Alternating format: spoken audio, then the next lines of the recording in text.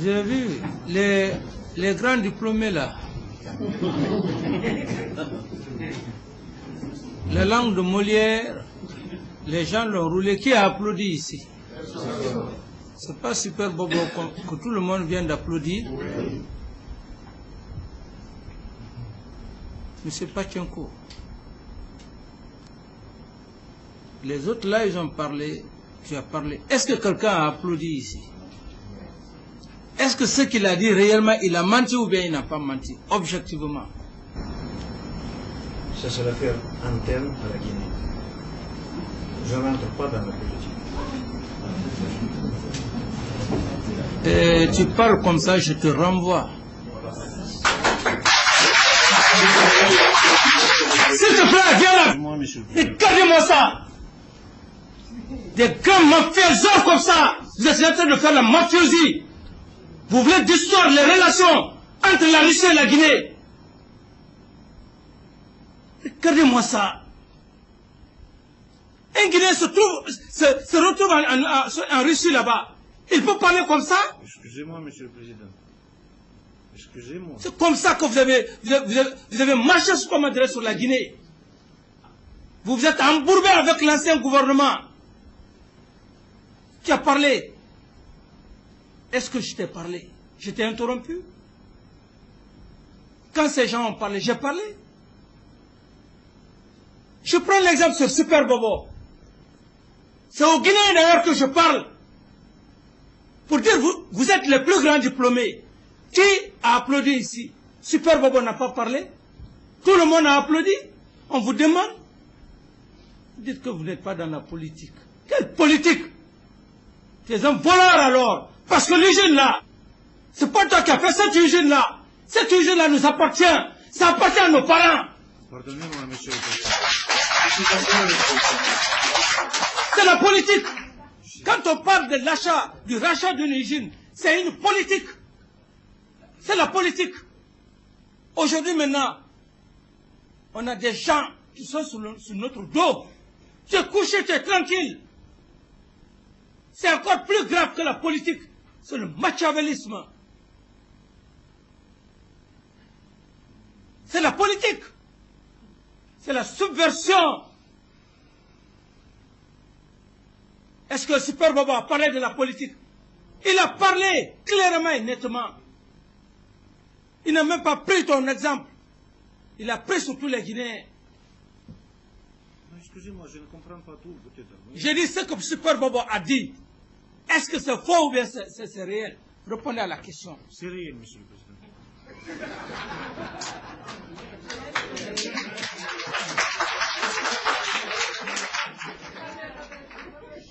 Vous savez, il faut qu'on soit honnête. Il y a un des syndicats qui a parlé. C'est la France qui a colonisé la Guinée. Mais même le Français, les Français qui nous ont colonisés, à l'usine là-bas, les Français nous ont aidés. À leur temps. Et c'est pour cette raison, j'ai dit, ta situation risque de disloquer les relations à cause de cette usine, à cause de ton attitude. Cependant, le peuple de Guinée reconnaît la Russie et l'Union soviétique. Mais à cause d'un seul individu, le Super Bobo, il a parlé clairement. Et tu crois que cette usine qu'on est en train de... Il y a plein de trucs. Tu n'as pas vu le directeur général de la CBG qui est venu des États-Unis? Tu as vu tout le respect que je lui ai accordé ici? Si tu n'as pas eu la chance, cherche à voir la bande. Avec tout le respect, tout le comportement.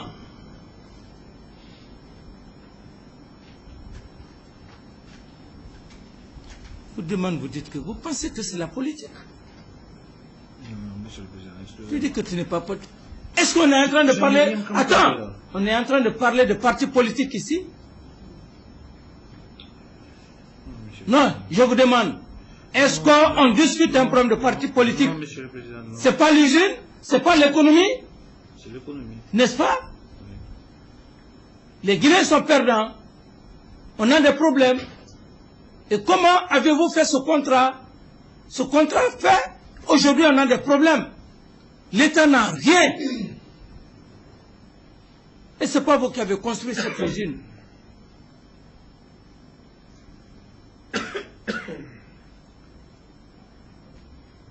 Est-ce qu'on parle de politique ici? On parle d'économie. Moi je l'ai dit, hein, je ne suis pas ces gouvernants, ces anciens gouvernants que vous avez vus, hein, je suis très différent d'eux. Parce que moi je n'ai pas besoin de votre argent. Je n'ai pas besoin que je sois corrompu pour prendre les biens de l'État donnés.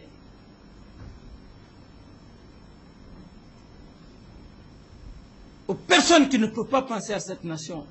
Non, je suis très différent. C'est pourquoi je parle avec fierté. Je n'aurai jamais besoin d'un sou de vous.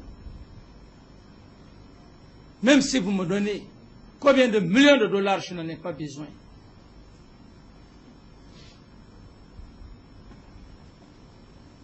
Vous l'avez vu, avec la SAC, 22 millions. À un moment donné, j'ai refusé. J'ai aujourd'hui le dossier. Les 22 millions sont déjà au niveau de la Banque centrale. Monsieur le secrétaire général, les 22 millions. Ils sont déjà à la Banque centrale, ils sont domiciliés là-bas maintenant. N'est-ce pas? Oui, Vous pensez que nous sommes en train... Tu es en train de blaguer avec la vie d'une nation. Jamais, Monsieur le Président. Tu blagues avec la vie d'une nation.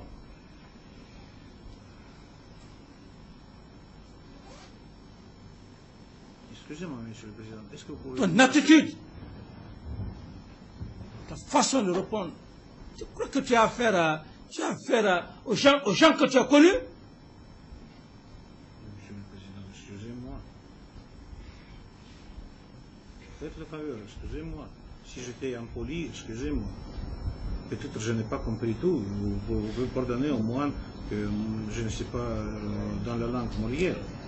Maintenant, je vous demande, il y a des risques de fermeture pour l'usine. L'approvisionnement n'est pas à point. Est-ce l'usine, tu dois l'approvisionner ou tu ne vas pas l'approvisionner jusqu'à nouvel ordre? Au cas où tu n'arrives pas à l'approvisionner, quelles sont les solutions que nous devrons prendre en votre encontre? Répondez à la question. Attendez, nous n'avons pas même examiné la non-possibilité d'approvisionner. L'usine devrait être approvisionnée, il sera approvisionné.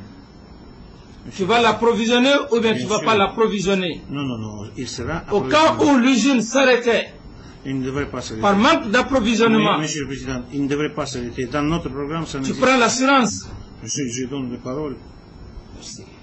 Ça, c'était le point le plus important.